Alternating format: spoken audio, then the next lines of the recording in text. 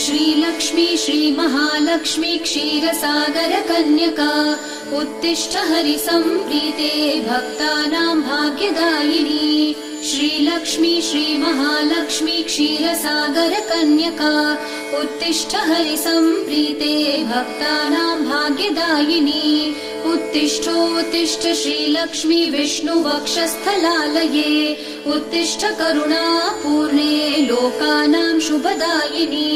उत्तिष्ठोत्तिष्ठ श्रीलक्ष्मी विष्णुवक्षस्थलालये उत्तिष्ठ करुणापूर्णे लोकानां शुभदायिनी। श्रीपद्ममध्यवसिते वरपद्मनेत्रे श्रीपद्महस्तचिरपूजित पद्मपादे श्रीपद्मजात जननी शुभपद्मवक्त्रे श्रीलक्ष्मी भक्तवरदे तव सुप्रभातम्।